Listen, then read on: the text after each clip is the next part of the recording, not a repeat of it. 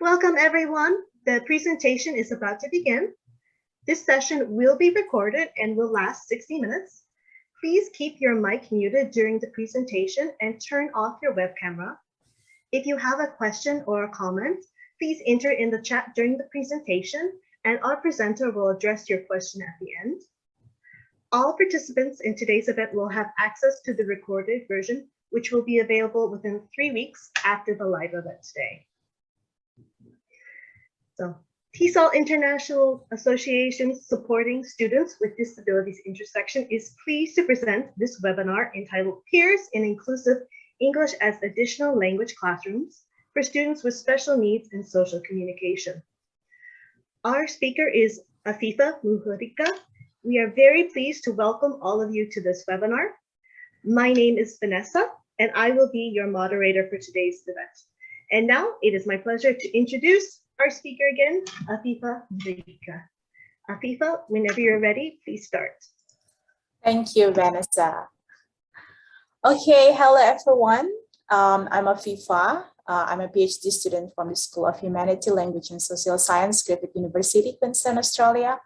I would like to say thank you to TESOL Supporting Students with Disabilities Interest Sections for inviting me to a very wonderful session. It is beautiful that TESOL, as one of the prominent organizations in the second language field, has brought up the awareness of teaching students with special needs through the establishment of this section. And I feel honored that I could be a part of it. And also we could say that this section could be a form of our actions to commend World Disability Day, which falls on every 3rd of December, which is very yesterday. So happy World Disability Day. Let's empower our understanding of inclusion and work together to achieve it. I believe all teachers, especially those under the TESOL organizations, do not want to be disabled in understanding and creating more inclusive classrooms for students with disability. That is why we are all here to develop our understanding by sharing our classroom experience to empower our professionalism in teaching students with special needs. So in classroom, faculty, teachers, and students are a part of society. Therefore, educating classroom society about inclusions would reduce the knowledge gap of meeting students' social and academic needs with disability. And then I propose here to TESOL SSDIS the topic about peer roles in creating more inclusive classroom. I hope that what I'm going to share would be benefit for all of us. Okay, so talking about professionalism, I have to make a disclaimer that I'm not a professional yet in special education. However, I have encountered inclusion settings in my English as a foreign language classroom, or EFL, in Indonesia, since I taught in one elementary school in Indonesia 10 years ago. So like most EFL general teachers or general EFL teachers, I was not prepared to teach in an inclusive or in a special education or classroom. So at the time, I had no idea how to adapt, you know, like listening material, for example, to your beautiful students who has hearing impairment, or at the time, I had no idea how to deal with the unique behaviors of a very tedious autistic students in my 7th grade class. So I could say that there was some moments that made me feel guilty now, because at the time I took decisions that seems to support ableism. So, and it's because of my disability in a broad spectrum of understanding what I had to do at the time.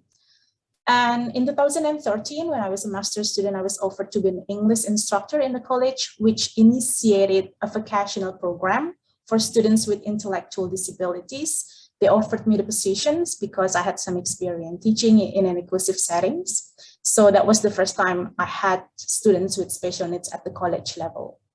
So my experience dealing with issues in the special English classroom at the college has brought me into my PhD journey. So my PhD project investigates the interactions of autistic students with their typically developing peers in an inclusive English classroom online. So later I will share how the interactions took place and how they revealed things that might be valuable to consider when involving autistic students in joint activities with their typically developing peers. So here are the list of the things that I'm going to share today. They include how previous literature depicted peers in the general inclusive classroom. Then we will move on to what peer factors contributed to the willingness of students to communicate in second language classroom. Then I will share on one project that I did in my PhD, which involved several autistic college students in a 30-student EFL class in a college in Indonesia. So let's start the first subtopic, in which I would elaborate on the reasons why peers are important. Previous literature highlighted the essential contribution of peers to students' perception regarding themselves. So students might have a more positive quality of self-image when being adults, when they had a better experience with peer at school. So this means that creating an atmosphere where students support each other would benefit students in the future. Students with better social skills might have a more positive experience in the classroom. A study by Pratiwi and Mangunson, for example, found that students with better social skills might have a better academic self-concept and receive more social support from peers. And if we go back again to what Bang said earlier, that positive peer relations might contribute to a positive self-image. It means that students receiving more peer supports will have a better self-image later on. So in brief, students with a good social skills would have a bigger opportunity to have a better quality of self-image in the future. So how about students with difficulties in social communication? Are they able to gain enough social supports from their peers, especially those students with special needs in social communication who might receive challenges when dealing with peer relations? I might have to clarify here what I refer to as students with special needs in social communication. Previous literature showed that students with hearing and visual impairments might have less difficulties in social communication. They were able to build social relationships with their peers and could understand the social cues. However, students with autism, for example, who are having difficulties to understand social cues, would face more challenges when communicating with their peers. Their responses might have been interpreted differently according to the common social conventions, and it might affect peer relations. Though I said students with visual and hearing impairments might not have difficulties in social communication compared to the regular students, all students with special needs reported less quality of peer relations. Students with special needs in inclusive classroom often reported feel isolated, ignored, and rejected. And among those with special needs, students with behavioral difficulties are the least favored. Also, previous literature revealed that students with ISD have lower social interaction with peers and barely reported having a best friend. So this is from the side of students with special needs in inclusive classroom. And when we're talking about inclusive classroom, we also have to consider the other group of students, that is the students with regular needs.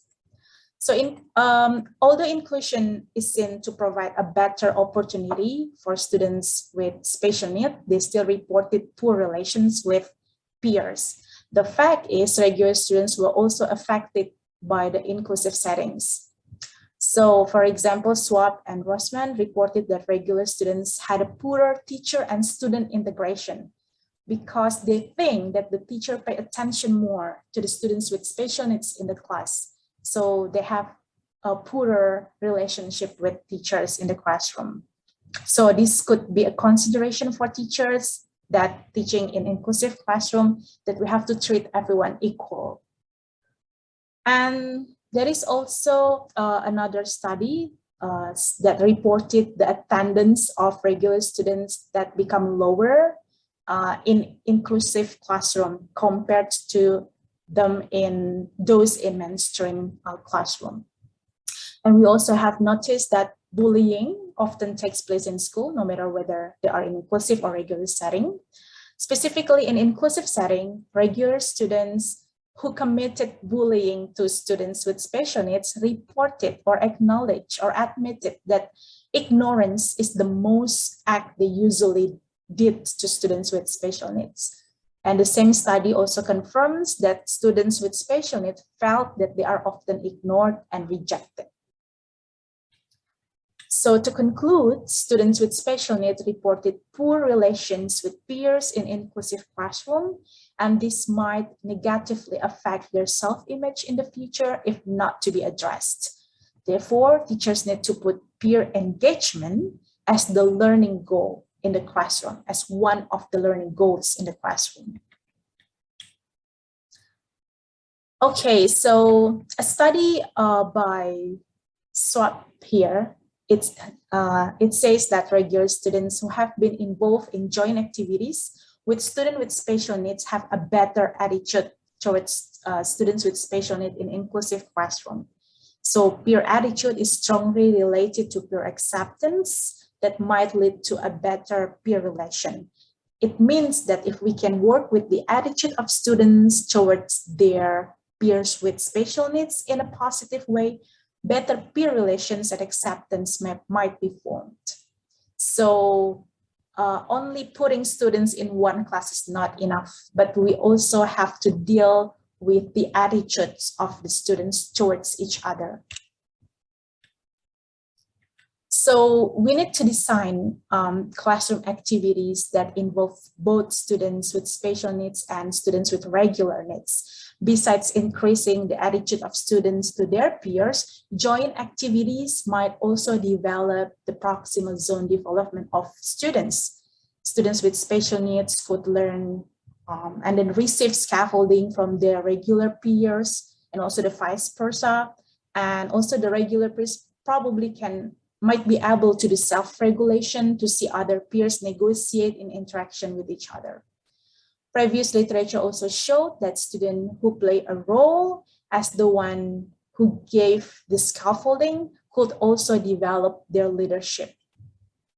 So in addition, collaborating with peers with certain qualities might positively influence the students' willingness to communicate and academic atmosphere.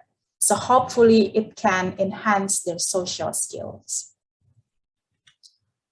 So in second language literature, so that's, we just discussed about the theory in general or finding in general inclusive classrooms. So maybe I will focus a little bit on what happened with second language field. So the following peer factors influence students' willingness to communicate in the classroom. The first is peer proximity. Students might have more willingness to communicate socially with those who are close with them or have something in common. So the second is peer proficiency, as this case in second language classroom. So some students might be more willing to communicate with higher proficient peers. Though some literature also found that some students might be reluctant to communicate with those who has higher proficiency due to confidence issues. And the third is group pattern. Some students are often willing to communicate in smaller group than in a big group, than in a larger group. Though, however, some might become more reluctant when being paired. This might also relate to peer personality. Some students feel more willing to communicate with the one they consider a good listener, full of respect and appreciate them. Others might be more willing to communicate with the talkative ones. The last one is peer behavior. Students who do not want to speak English might influence the willingness of their peers to respond in their shared other language. Some students might feel reluctant to talk to peers who are dominant in conversation or have very low participation. Some students also reported their willingness to communicate would decrease when their peers laughed at their mistakes. Most studies in second language classes depicting peer factors involve students in regular classes. However, these findings might be worthwhile to be considered and could be the base information that could be used as a reference when accompanied by information from the inclusive education field. So let me share what I have done in my study to find out how peers influence autistic students' willingness to communicate in inclusive English classroom. So there are two main things that we could consider when planning to design joint classroom activities in an English inclusive classroom. So the first is tapping the awareness of students. So both students with special and regular needs must realize that they will be included in an inclusive educational setting, and we provide them with enough information because it would help them prepare themselves later in the classroom. And also increasing awareness of students about inclusions probably will positively influence their attitude. Yeah, so it's working with the attitude. And the second thing is carefully designing the lesson plan.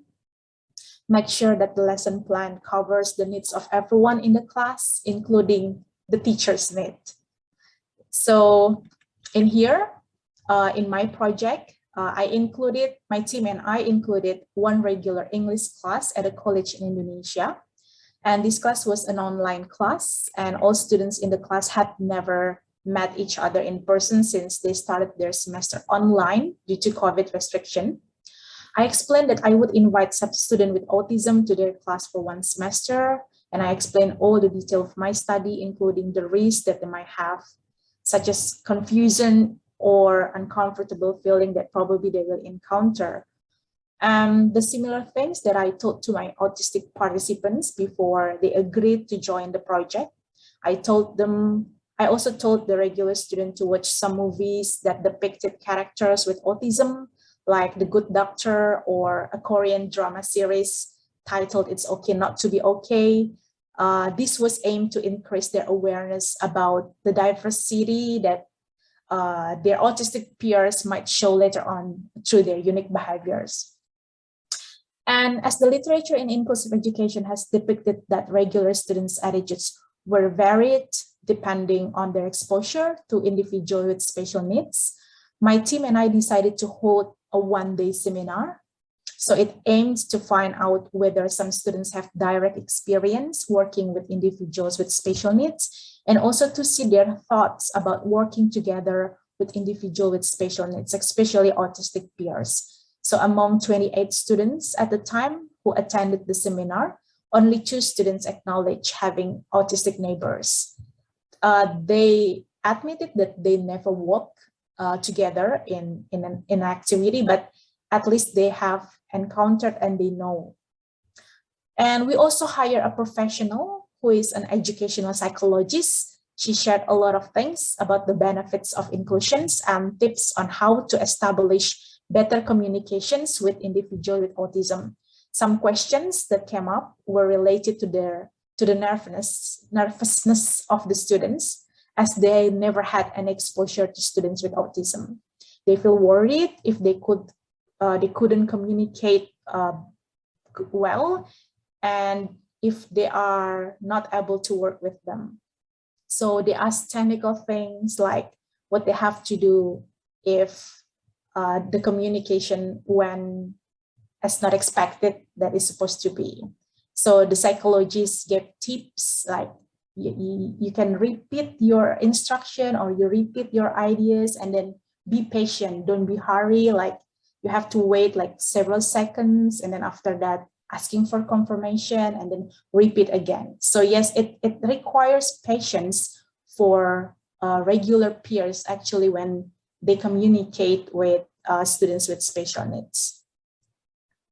And then I still remember that the psychologist also said, well, maybe you think that you are trying to be patient communicating with them, but actually the autistic peers also try to be patient when they have communications with you. So both of you actually are trying to be patient in communication. So I think that's really a word that really touched my heart and also touched the students' heart, that, oh yeah, so all the students actually trying to be patient, including the teacher.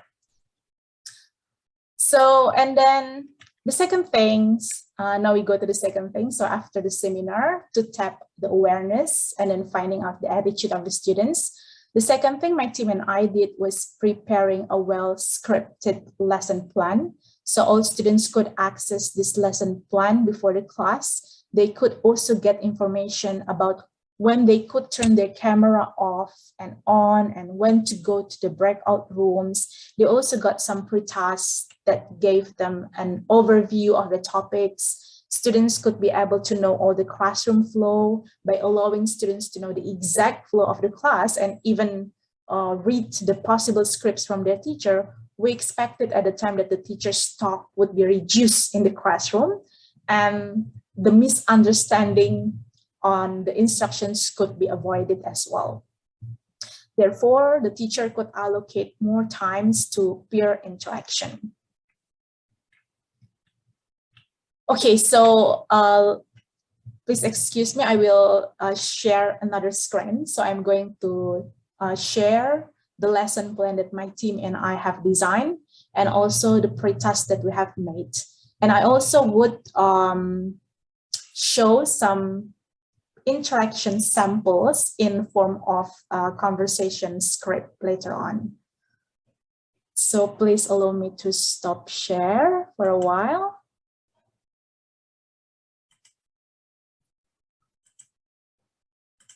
Okay, so here it is.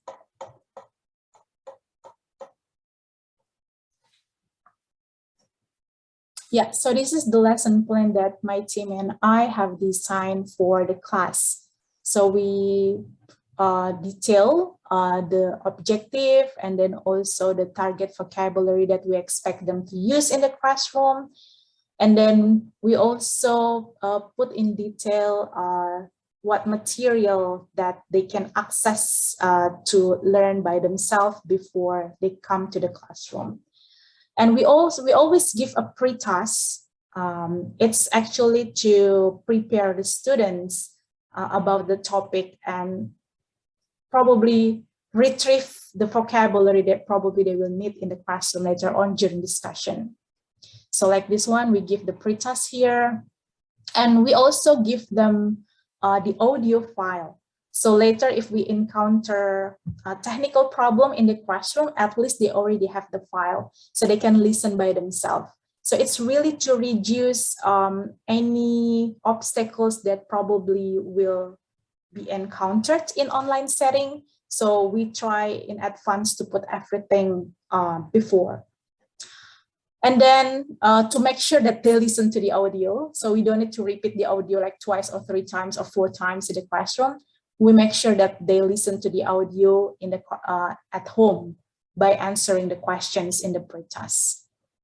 Yeah, so there are 2 reasons here for the pre-task: preparing them to find out the vocabulary, the expected vocabulary, and then the second is to make sure that they listen to the audio, so we don't need to repeat that many times, and also to avoid technical problems. I mean, the time that wasted because of the technical problem.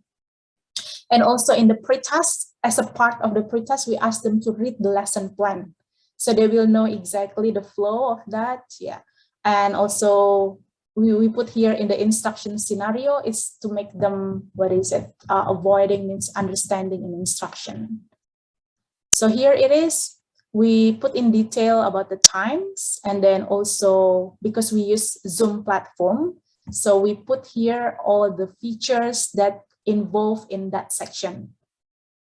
For example, here during attendance check, the students should put their camera on, and then they have to put the speaker off unless the teacher called. So we put everything in detail here.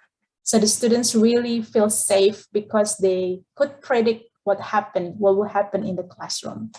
We also put an objective in each instruction here, and also instruction scenario in here. So as you can see here, that's the detail. And all the lesson plan require, it's just about 100, it's 3 hours, 3 hours. So 1 hour is 50 minutes. Yeah, so it's 150 minutes for one more thing. Yeah, so that's the lesson plan. Well, actually, later I will present in TESOL, and I will explain how I developed this lesson plan. So probably I do not exactly put the detail how we construct this. I mean, what theory that we use, but because it's another, another discussion. So I just want to say that this is the form that we have, but for the detail, hopefully we can meet in other sessions, especially in Camp TESOL, where I will present this one. Yeah, so this is the lesson plan, and I'm going to share also the pre-task. So let me stop share first.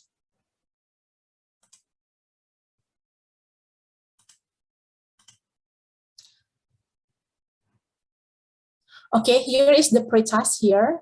So mostly all the questions that we design is information retrieve.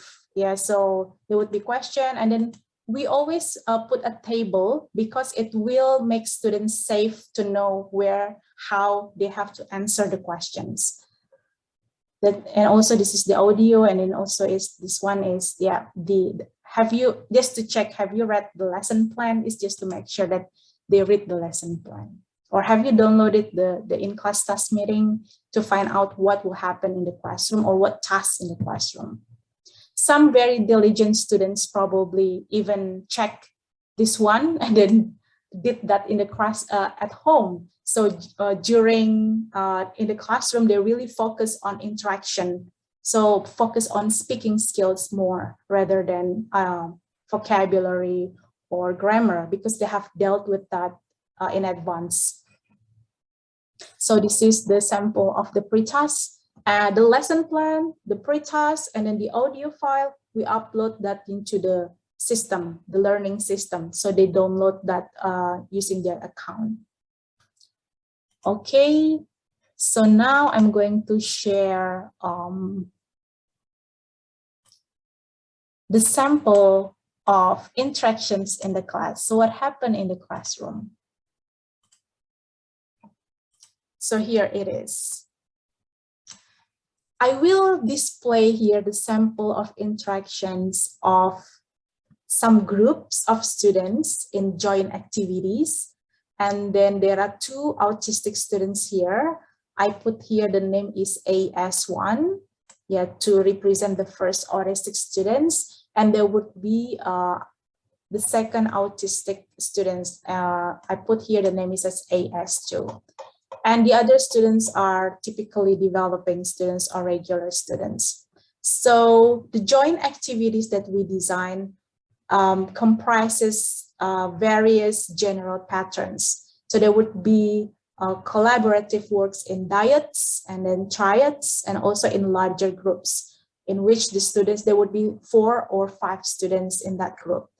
So in general, we found that some problems that usually they encounter in the classroom is actually similar to general English classroom. Like, for example, there would be misunderstanding in comprehension, or there would be audio problem, or there would be technical problem, and also like pronunciation that affect comprehension, or vocabulary retrieving. That's also some problems that usually we also face, or students in general classrooms have. And this also happen and takes place in inclusive settings. So it's really similar. However, there would be some unique things that I found here, and it relates to the characteristics of autistic students. It's we categorize that the issue as a congruity in conversation. So whether the other agree with that and the other person doesn't agree, so it's about congruity in conversations. For example, like in here, the first case here, sorry, I haven't changed the name of the case. So just in case map completion here. So this is in dyad between AS and Joe. So Joe is the typically developing peers, and AS is the autistic peer. So they're talking in here, the problem is about understanding the instruction. So they actually receive 2 files, individual map or group map. So when they are just arrive in the breakout room, the first thing is always the autistic students who initiate the conversation. It's very interesting, but it's because they are very, direct. They are very straight to what they have to do. So that's why the first thing that they ask, okay, so what we are going to do, individual map or group map? So that's the first thing that the students with autism ask. the first one.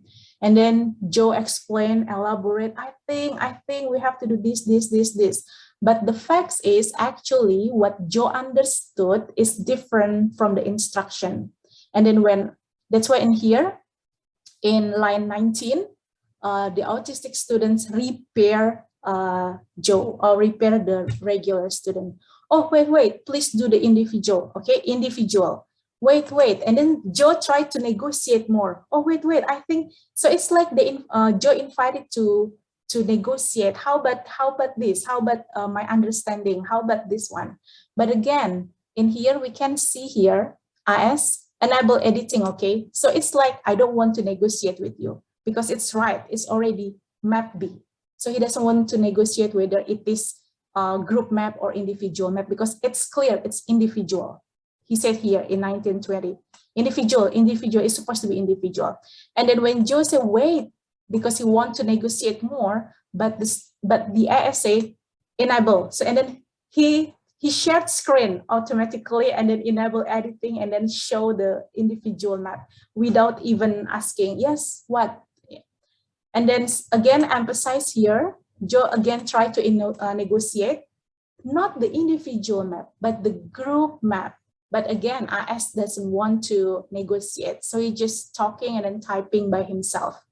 And then Joyce asked again, do you open the group map? And then IS said, I have opened that. I have opened the individual map. So they're talking about they're talking about two different things. And then the autistic students here really resist with his decision that it's supposed to be, and there is no negotiation. So that's what we can see from here. That's one of the characteristics of autistic students. They really pay attention on the rule when the rules say AA and no negotiations. So that's one of the episodes that we can get here, that we can see here. So that's in diet. How about in triad? And now the next one is the triad. Yeah. So if Joe is a male peer, this one is SH and then also TR, they are female peers. So now I asked with two female peers here. They're discussing about locations or Google Map. So they're talking about where do you live, and can you tell me how do you go to your favorite place from your house? Now at the time here, this is the repair actually from the first female pair. He asked this SH asked TR, could you please explain the ways to go there? And then TR said, there is a audio problem here. And then AS said, yes, direction where? So you can see the question.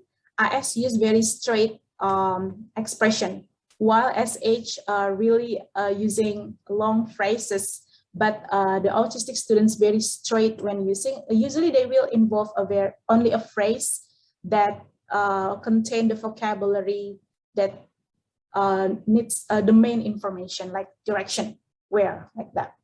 While we can see that the regular student will say, could you please explain the ways to go there? I didn't really get that. Yeah. And then TR said, okay, Google Map first. Okay, Google Map. So they want to share Google Map and then showing the explanation, the way or the directions through Google Map. And then I say, the autistic students say, okay, I will looking also to the Google Map. And the one who shared screen is supposed to be TR, who explain the direction, but the autistic student take over and then share screen. I think because he's too excited, maybe because he really likes to explain about map. So that's why he take control and then he shares screen and then he explain. And then here, we can see the attitude here, they are smiling. So they accept that and they feel like, okay, it's fine. It's like you helped me, right? And then in here, I asking for confirmation, like in Basura, right? And then explain the way from the place, Trisna's house into Basura's place. Okay, and then when it is explained, so the one who explained is the autistic student. So it's go here, it's go there. And then suddenly TR say, okay, it's supposed to be not from there. Yeah, but I say, but I wanna from General Yan. I wanna from this one. So the one who decided is the autistic student. No, I want to explain from here. Okay, and then TR said, no, it's not from there. It's actually TR's direction. But AS who said, no, AS wants to go to from Panjaitan. But TR said, no, because it's not from where I usually go. TR said like that. And then I said, I wanna start from Jalan Panjaitan, not from that. And then again in here we can see the attitude of the peer. Yeah, okay. So you must cross that. So it's like, if we have to categorize that into communication strategies, it's like abandon. It seems like abandon, but actually it's like tolerant. It's like, yeah, okay, I can understand that. That's fine, it's okay. So it's really depend on the attitude, the communication strategies that are used by typically developing peers when they respond to unique behaviors of autistic students. When it is positive, they usually will tolerate, and then yeah, they accept that. Yeah, so that's in the triad here. You can see here. So we can see that the autistic students here is a little bit dominant because he likes the topic. I think it's because it's about math. Okay, and then here also in the larger group, the participations of the first autistic student is actually lower than triad and diet because there are 6 people at a time in here. So mostly who negotiate is the typically developing peers. So the AS usually only confirm about himself, like this one. So who wants to second? And then the autistic said, okay, I'm gonna present on the lobby, toilet, and cafeteria, right? Yeah. So there are some pictures, and then he assigned himself like, okay, I'm going to do this one and this one, and then repaired from the Joe. No. Joe is the male peer. No, you do lobby and the entrance. And then he explained again. So this is Joe who assigned us. And suddenly interruption from other peers. So they negotiate about the roles, about the turns, who will talk about this area and who will talk or who will present about this area. So all the interruptions come in here. We can see that AS in line 7 here, 7 until 10. And because of the interruptions here, there are a lot of interruption until here in 74, in line 74. So can you imagine it's from the interruptions takes place many lines from 7, the 7th, the 10th line, and then he start again involving in conversation in line 74 when he confirmed, okay, I want to reconfirm for myself. I'm presenting on lobby and then leave and then toilet. Yeah, and then it's solved. Yeah, so you can see that he actually really focused on the job. So which is my part, I will do it. So, and they are really direct about that.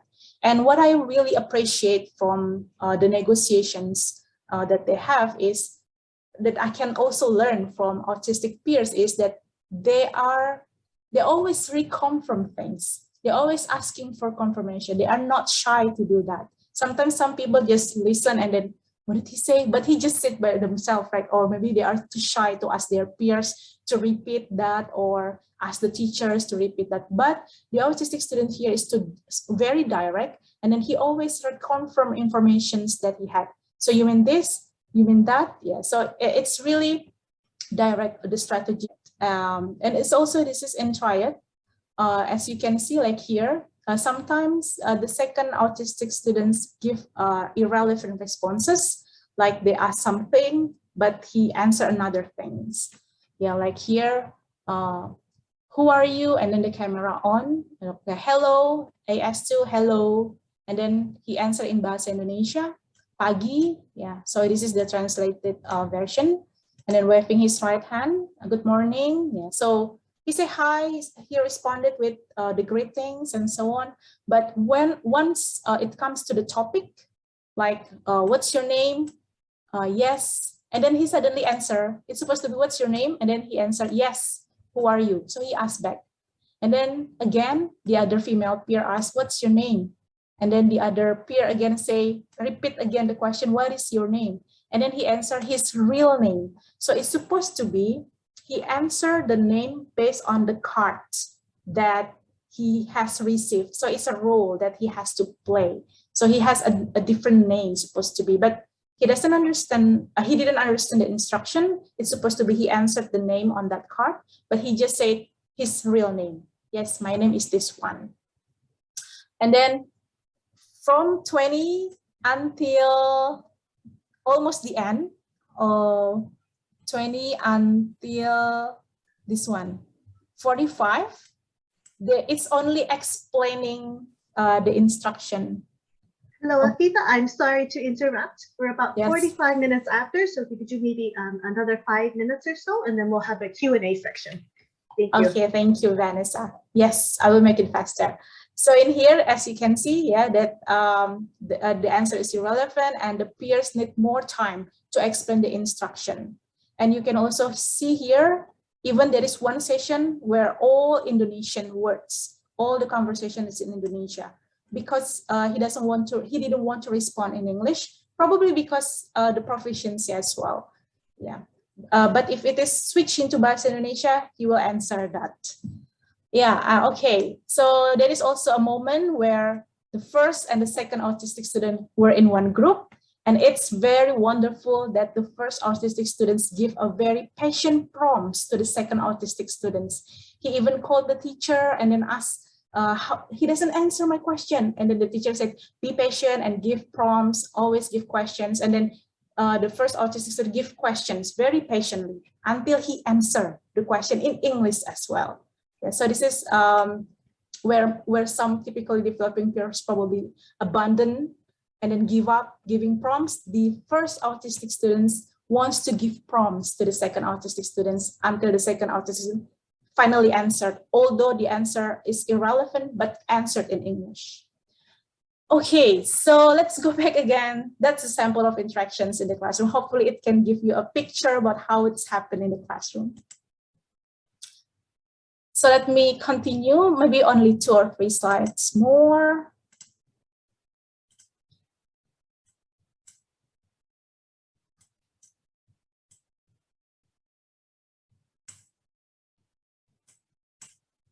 Okay, so here it is. The things that the teachers could consider when designing a joint activities-based lesson plan. So we have to consider the peer attitudes. Yeah, so peers who have been involved in joint activities with students with special needs usually have a better attitude. And if you put students with a better attitude in one group with students with special needs, usually they will use the strategies that are tolerance, more tolerant. And then the group size, smaller group might increase participants of students with special needs. And also we have to consider the peer profile. Usually female peers have more positive attitudes towards inclusions. And also regarding to the communication strategies, repetitions and asking for confirmations are very helpful to improve negotiations of students with special needs. So this is the testimony from students in a classroom. So for example, this is one of the students without disabilities said that I was surprised that some peers, including those with autism, spoke English very well. It was just like a huge slap for me. It motivated me though to keep practicing. So again, in here, the one who gives scaffolding is actually the students with autism, and the typically developing peers do self-regulations by comparing his performance or her performance with the autistic students. Although there's also some challenges, like tasks we were doing, some were understood by them easily and some other were not. And this sometimes made me disappointed as there were some tasks finished less well. And this is from the students with autism who said that the lesson was easy, very technical. If you see the testimony, the lesson was easy to follow. It is very useful. One phrase in a pre-task, like, sorry, I didn't catch that, is used to say when you cannot hear what others are presenting or talking. So when I asked about how do you think about the peer interaction, how do you think about the joint activities, how do you think about your peers, he answers technically. He focused more on the lessons when answering this one. So here it is the references that I put here, and That's all. Thank you so much.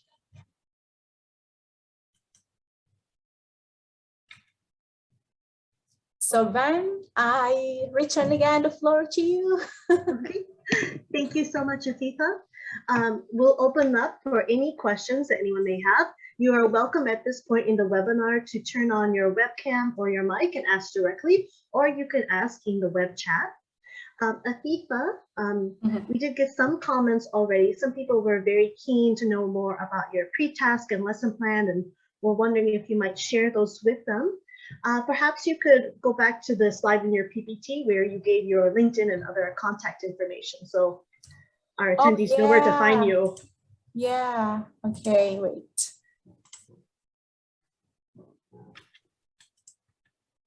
Oh, sorry, it's closed. No problem. Yeah. You can contact me on my email here.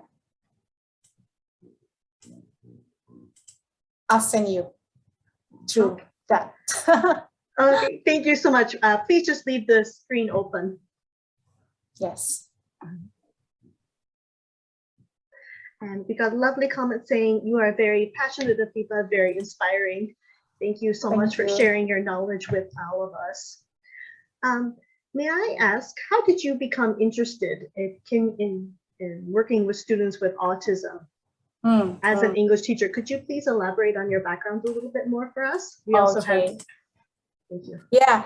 Okay. Well, actually, it starts in my very first experience teaching in elementary school and also secondary school at the time. It was really my very first day teaching English in one of secondary, 7th grade. I still remember that, 7th grade. And I saw a very handsome student showing a very unique behavior. So he seems like bothering his friends many times, and then his friend felt reluctant to him. And I felt like, oh, maybe he's naughty. I consider that maybe he's not. It's because I didn't know anything about students with special needs. And then they fought, and then then that student's got the broken arm. And then his mother came, and it was my first day of my teaching, and it happened in my class. So I was so panicked at the time. And then his mother came to me and then explained the situations that, Fifi, that's my kid. So actually I know his mother, but I don't know his son. So Esther, I don't know her son. And then she explained, you know, my son, right, has autism, and that's my son. And I was surprised at the time. I was like, oh my God, yeah. So that's the first time I dealt with autistic students on the very first day of teaching in secondary school. So that's the first time. And then I still remember also another moment where I have to sub a teacher in elementary school. It's a listening skill. At the time, I still remember the objective is listening skill. I came into the class bringing my CD player, and then all the students gathered, make a circle, and then I play the song, and then I asked them, okay, please complete the song based on this, complete the script based on this song. And then everyone focused on their writing, listening to the song. And then one student, very beautiful, sitting in front of me, smile at me, just smiling. And then I said, why don't you write? And then she just smiled. And then shake her head. And then I said, well, what happened to this girl? And then I stopped this the song, and then I asked the student, do you want to be repeated? Yes. Okay, so I repeat it again. And then again, the girl looked at me smiling. And then I said, what happened to you? And then suddenly one person on the back, the student said, she couldn't hear. She can't hear the song because she's deaf. And I was just like, oh my goodness, I never pay attention on things like that. So I was just, oh my God, what should I do? What should I do? And, you know, I had no experience. We are general EFL teacher, doesn't receive any training how to deal with that. So at the time I took decision like, I will sing for you. Let's go outside. So I went outside with her, and I lip read. I know it's supposed to be not like that, but I lip read the song, the script. And then only once reading that, and then She could finish that very fast. She's so smart. She's beautiful and smart. So that's the first time I said to myself, I need to learn to find out what I have to do if I have to encounter this situation anymore. So that's why I am into this field, because of the experience, unexpected experience that I found in the classroom. I mean, we are teachers. I think we will meet students with special needs. And then we know that there is increasing number of students with special needs from year to year. And I think all teachers are supposed to be equipped with this knowledge, that we have to receive this training, like automatic, included in syllabus or curriculum for fellow teachers. Yeah, I think that's how I came into that. And then when I teach in university, they know that I have experience teaching in inclusive school. They gave me a class, a special class where all the students are having intellectual disabilities. That's also the first time I have to figure out how to create a material for them, because they are university students, and it's impossible if I use elementary school material because they are university students. So at the time I was like, okay, I have to find more authentic material that do not downgrade them, but still can be achieved by them.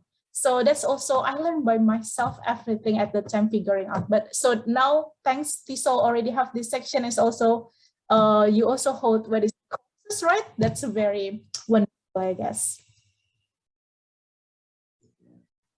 Thank you so much, Afita. We're getting a few comments in the chat section as well. Other people are very keen to share their experiences with this. And I suspect many of us have the same experience as you, where we discovered we needed to be more inclusive of all our learners and our, as we say, learning as we go. May I open up to any other questions or comments from any of our other participants? There is Rimas Al-Sakir asking here, what is the age of the student and how much are they? They're above 18 years old because they are college students. I think 19 and 20, 19 and 21, if I'm not mistaken, because one of them is celebrating their birthday at the time in the classroom. Yeah, so above 18. Actually, it's just a sharing as a researcher. It's quite difficult actually to research involving students with special needs, especially if they are under 18. So that's also one of actually the consideration why I involve students, adult students, because it's them who give the consent. But still, I involve the parents as well when when I ask their consent. And then I'm Ramya Devi, research scholars from India. Hello, India. I felt so motivated today. Great. Thank you, TESOL. Yes, agree. TESOL, thank you as well. Yeah, cool. Excuse me. Thank you, Afifa, for sharing your knowledge and your expertise with us. Anytime. And I'm so happy to be here. Thank you. We very much appreciate you joining us for this session and presenting. If there are no more questions, we will conclude the end of this section. Thank you everyone for joining us for this webinar entitled Peers in Inclusive English as Additional Language Classrooms for Students with Special Needs and Social Communication. This presentation will be available approximately 3 weeks from today on the TESOL International YouTube channel. You can find it just by searching TESOL International on YouTube. And as well, if you're interested more in the TESOL Supporting Students with Disabilities Interest Section, we are on the TESOL website at tesol.org, or you can also find us on Facebook. Thank you again, everyone. And thank you, a special thanks again, one more time to our presenter, Afifa Buhlika. That concludes our program, and everyone, you may disconnect now.